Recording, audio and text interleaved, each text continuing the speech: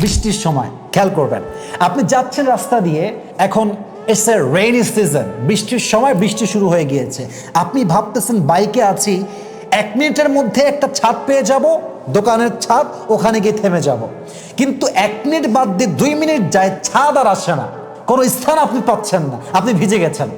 তখন আপনি মনে মনে ভাববেন, ভিজে যেহেতু গেছি, जो होगा देखा जाएगा, আজ তো হাম ভীগ কে হি রহেঙ্গে, আজকে আমরা ভিজবো, ইচ্ছা মতো আমরা ভিজি, বাইক চালাই আর গান গাই। তুঝে দেখা তো এ পেহলে জানা শোনা শুরু হয়ে গেল, গান গাইতে গাইতে চলতেছে গাড়ি।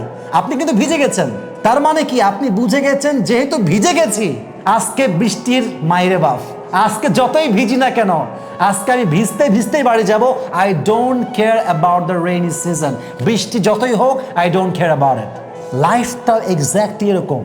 আমরা সমস্যায় পড়লে ভেগে যাওয়ার চেষ্টা করি, আমরা বিশ্বাসঘাতকতার শিকার হলে আমরা জীবনটাকে স্টপ করে দেই। কিন্তু একবার যখন আপনি এটার সাথে ইউজ টু হয়ে যাবেন, এটাকে ফেস করে ফেলবেন, তখন আপনার চিন্তা কি হবে জানেন?